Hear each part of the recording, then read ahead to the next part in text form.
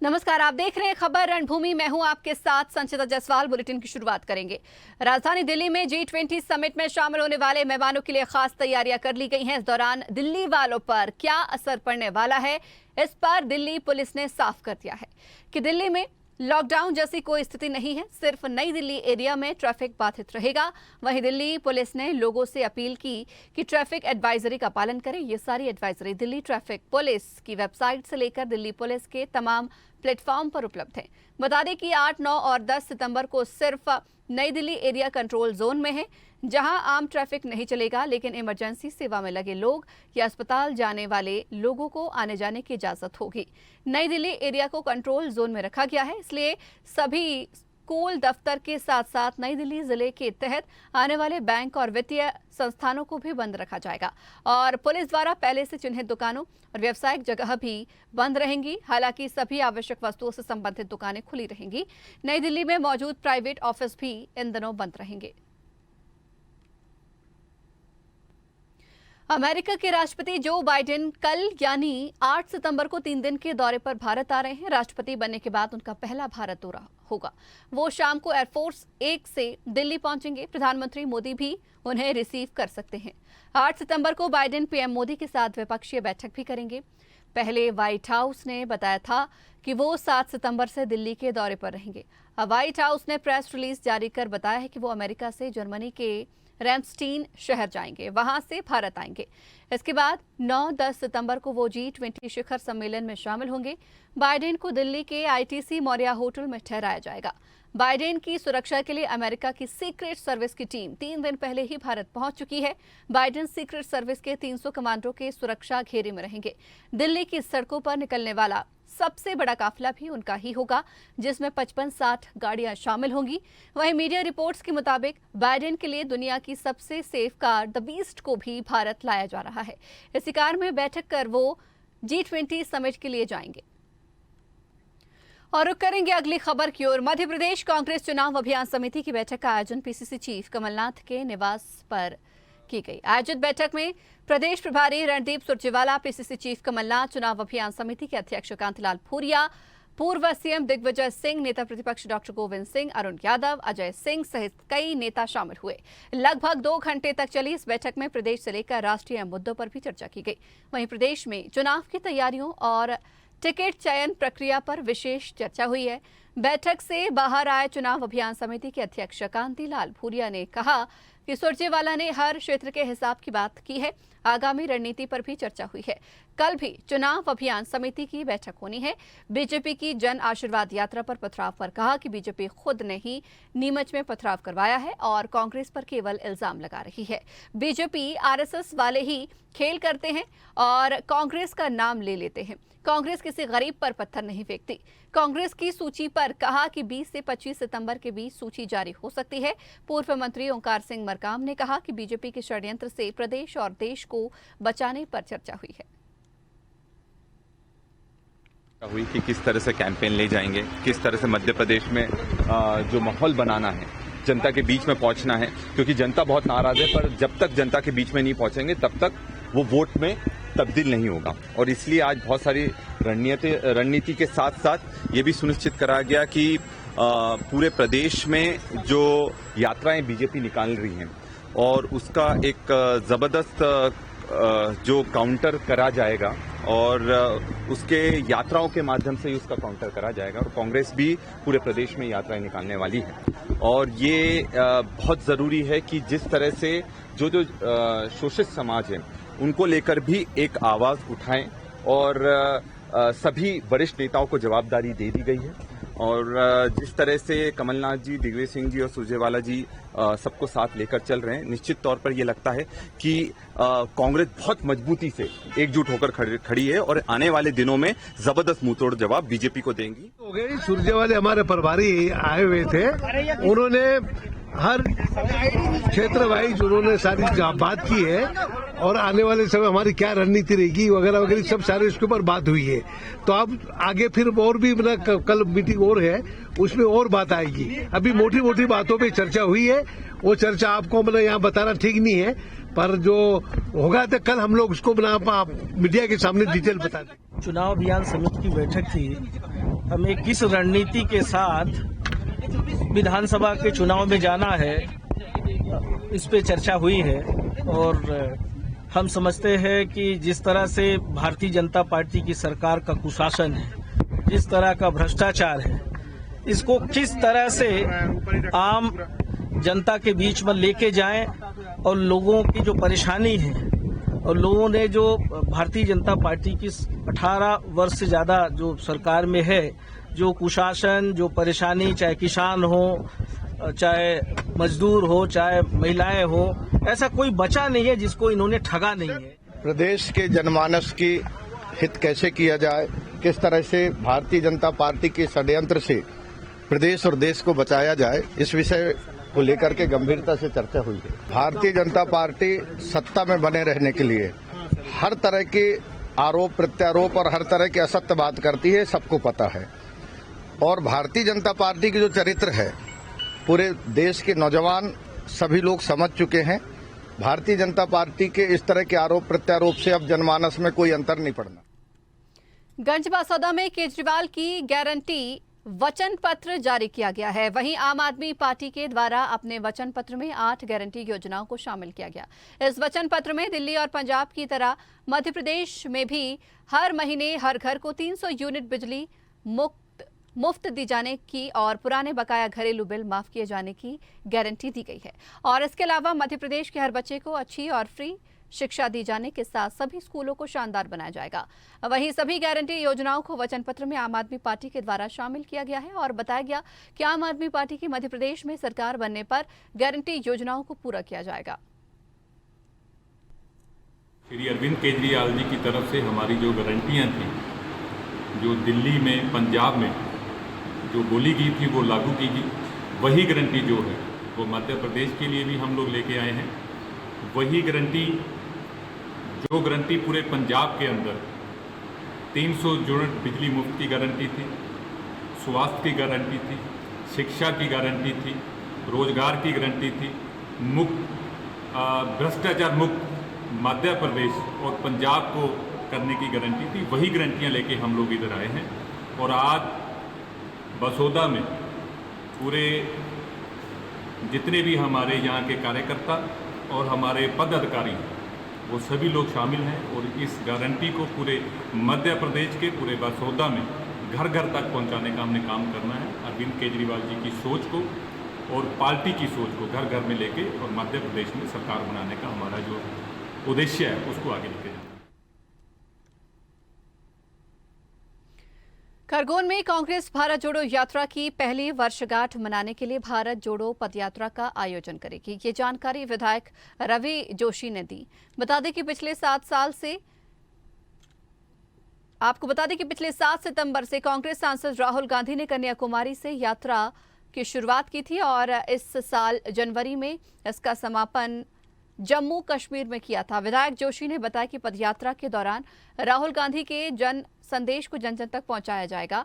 नफरत छोड़ो भारत जोड़ो थीम पर पदयात्रा का आयोजन किया जाएगा।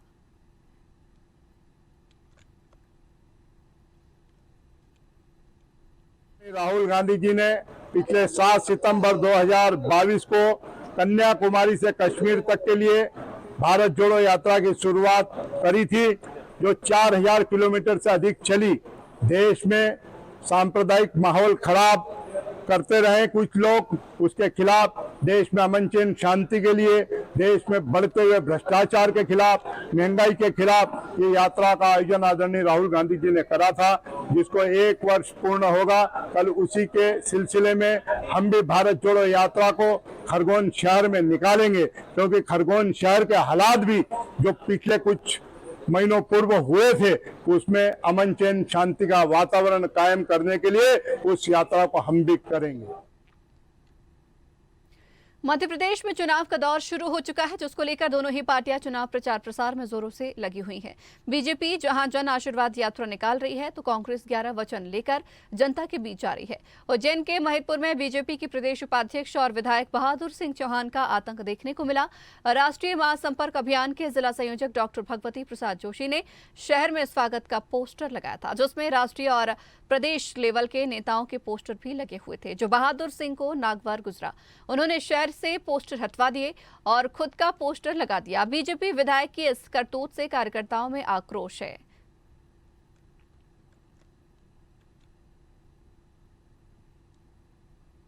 भारतीय जनता पार्टी के वरिष्ठ नेता, राष्ट्रीय अध्यक्ष माननीय यशस्वी प्रधानमंत्री जी, मुख्यमंत्री जी, केंद्रीय मंत्री जी, सांसद, जिला अध्यक्ष, जिला प्रभारी, संभाग प्रभारी, सबके फोटो के साथ एक पोस्टर बड़ा बस स्टैंड पे, पुराने बस स्टैंड पे लगा था। मुझे फोन आया कि आपका पोस्टर के ऊपर पोस्टर लगा दिया गया है बहादुर सिंह जी ने। तो मैंने कहा भैया मैं संगठन को बताता हूँ। तो मैंने तुरंत जिला अध्यक्ष जी, जिला प्रभारी, यात्रा प्रभारी जी को अवगत कराया। इस प्रकार की घटना घटित हुई है। भारतीय जनता पार्टी के प्रदेश उपाध्यक्ष हैं और महतपुर के विधायक हैं, उनको इस प्रकार की हरकतें नहीं करना चाहिए। कहीं न कहीं वो विचलित है। मंदसौर के गरोठ में बीजेपी के राष्ट्रीय महासचिव कैलाश विजयवर्गीय पहुंचे, जहां उन्होंने आशीर्वाद यात्रा में हुए पथराव को लेकर प्रेस कॉन्फ्रेंस किया। इस मौके पर विजयवर्गीय ने कांग्रेस पर सीधा हमला बोला। उन्होंने कहा कि कांग्रेस बौखला गई है, ये सब कांग्रेस के इशारे पर हुआ है। पुलिस पथराव करने वालों को चिन्हित कर कड़ी कार्रवाई करेगी। मुरैना में जन आशीर्वाद यात्रा का विरोध किया गया। जन आशीर्वाद यात्रा पहुंचने से पहले ही ब्राह्मण समाज के लोगों ने यात्रा का विरोध किया। विरोध के चलते यात्रा को श्योपुर जिले के औछापुरा में घंटों तक रोका गया। जानकारी के अनुसार रक्षाबंधन के दिन धाकड़ समाज के युवक ने ब्राह्मण समाज की लड़कियों को लेकर सोशल मीडिया पर आपत्तिजनक कमेंट किया था, जिसके बाद ब्राह्मण समाज आक्रोशित हो गया, जिसके चलते ब्राह्मण समाज ने जन आशीर्वाद यात्रा की एंट्री से पहले ही सरकार के खिलाफ नारेबाजी की और आरोपी के घर पर बुलडोजर चलाने की मांग की।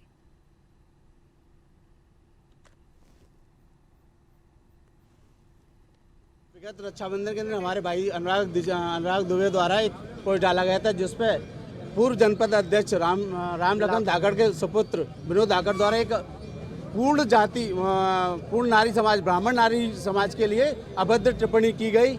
उसके विरोध में हमने यहाँ प्रदर्शन किया और ज्ञापन दिया है। क्योंकि एक ब्राह्मण ने, वो जो आपस में स्थिति में मित्र भी थे और जरा सी कोई बात भी नहीं थी, दारू के नशे में जो हो गया था वो हो गया, उसके घर को घर घर का कर दिया, बच्चों को रोड पर लाके रख दिया शिवराज सिंह चौहान ने। तो ये तो बहुत बड़ी बात हो गई है। ये किसी एक व्यक्ति की बात नहीं है, किसी एक व्यक्ति विशेष की बात नहीं है, पूरे ब्राह्मण समाज की बात है, पूरे मध्य प्रदेश की नहीं, पूरे वर्ल्ड के ब्राह्मण की बात, समाज की बात है। और ये बात सहन नहीं की जाएगी, बर्दाश्त नहीं की जाएगी। अगर शासन इस पर कार्रवाई करता है तो ठीक है, नहीं तो ये उग्र तरीके से आंदोलन भी किया जाएगा। गुना में मधुसूदनगढ़ में रक्षाबंधन कार्यक्रम पूर्व चाचौड़ा विधायक ममता मीना द्वारा रखा गया था, जहां ममता द्वारा हर साल विधानसभा के करीब हजारों से ज्यादा लोगों को राखी बांधी जाती है। उसी दौरान ममता के भाइयों ने कहा कि ममता चुनाव लड़ो, हम तुम्हारे साथ हैं, जिसके चलते ममता ने मंच से ऐलान करते हुए कहा कि अगर भाजपा ने टिकट का पुनः विचार विमर्श नहीं किया तो मैं चुनाव लड़ूंगी। वहीं बताया गया कि चाचौड़ा विधानसभा से 6 महीने पहले भारतीय जनता पार्टी ने प्रियंका मीना को टिकट दिया है, जिसको लेकर ममता मीना द्वारा खुलकर विरोध किया जा रहा है। गुना से जालम की रिपोर्ट।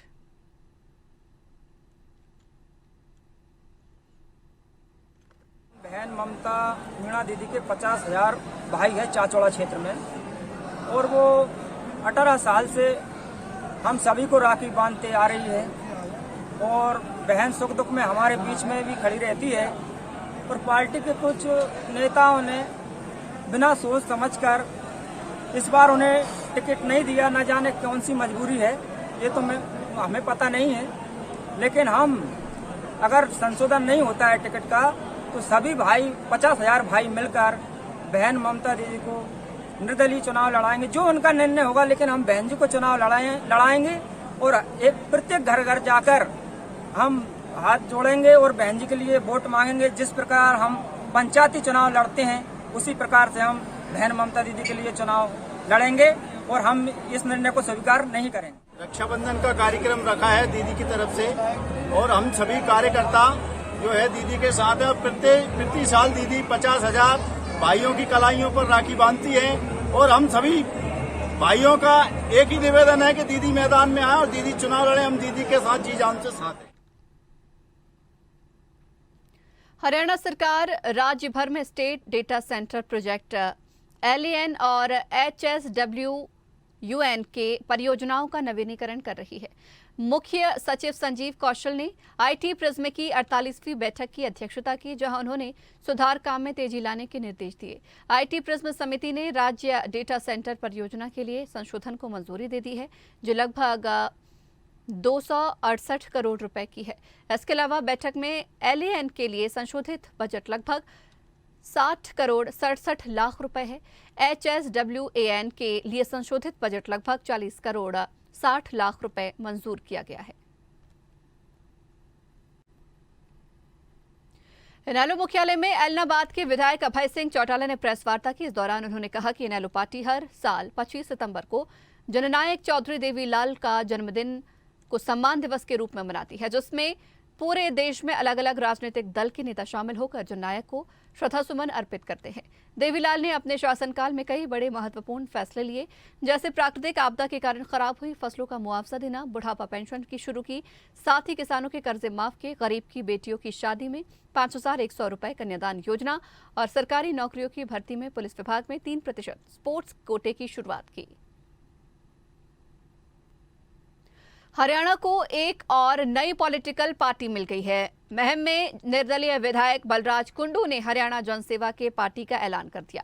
इससे पहले कुंडू जनवरी में पदयात्रा निकालकर लोगों से नई पार्टी को लेकर चर्चा कर चुके हैं। वहीं उन्होंने कहा कि पार्टी की रणनीति का खुलासा वो जींद में एक विशाल रैली में 1 नवंबर को करेंगे। वहीं उन्होंने बीजेपी या कांग्रेस के साथ गठबंधन नहीं करने की बात कही।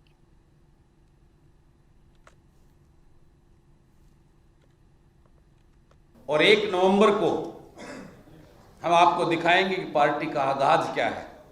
आज मैं बीच में बोल रहा था भाई साहब, 9 साल पहले इस प्रदेश के लोगों ने कांग्रेस की सरकार से परेशान, पीड़ित और दुखी होकर एक नए विकल्प के रूप में इस भाजपा को चुना था। बड़े बड़े सपने दिखाए थे भाजपा पार्टी के नेताओं ने, और जो भाजपा इस प्रदेश में कहीं नहीं थी, इन लोगों ने उसमें आकर इस प्रदेश के लोगों ने उसी भाजपा को पूर्ण बहुमत देकर हरियाणा प्रदेश की सरकार की चाबी सौंपी थी। लेकिन उसके बाद अभी 9 साल हो गए। मैं ये कहने में मुझे कोई गुरेज नहीं कि आज इस प्रदेश की भाजपा सरकार ने उस कांग्रेस को ही अच्छा कहलवा दिया। अगर आपको हमारा वीडियो पसंद आया तो लाइक, शेयर, कमेंट, सब्सक्राइब करें, बेल आइकन का बटन दबाएं। हमारी वेबसाइट swdeshlive.com पर जाना ना भूलें।